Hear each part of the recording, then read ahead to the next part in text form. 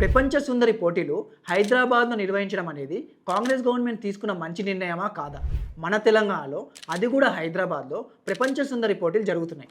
దాదాపు 108 దేశాల నుంచి వచ్చిన కంటెస్టెంట్లు ఒకరోజు చార్మినార్ దగ్గర ఫోటోషూట్‌తో, ఇంకో రోజు యాదగిరిగుట్ట, రామప్ప టెంపుల్స్‌లో చీర కట్టుకొని మరి మన తెలంగాణ సంస్కృతికి ప్రపంచవ్యాప్తంగా ఇంటర్నేషనల్ న్యూస్ ఛానల్స్ ద్వారా, వాళ్ళ సోషల్ మీడియా హ్యాండిల్స్ ద్వారా మంచి ఎక్స్‌పోజర్‌ని ఇస్తున్నారు. మే 5వ తారీఖుకి స్టార్ట్ అయ్యి మే 31వ తారీఖు ఫైనల్ రౌండ్‌తో ముగియనున్న ఈ పోటీలకి 200 కోట్లని ఖర్చు పెడుతున్నారని అపోజిషన్‌లో ఉన్న బీఆర్ఎస్ పార్టీ వాళ్ళు విమర్శించారు.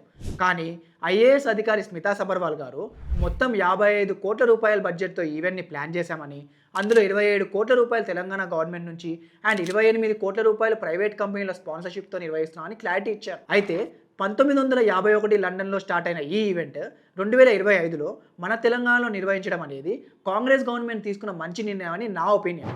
ఎందుకంటే ఈ ఈవెంట్ ద్వారా ప్రపంచంలో ఉన్న చాలామందికి తెలంగాణ, అందులోనూ హైదరాబాద్ పేరు చాలా గట్టిగా రిజిస్టర్ అవుతుంది కాబట్టి. మీ ఒపీనియన్‌ని కమెంట్ చేయండి.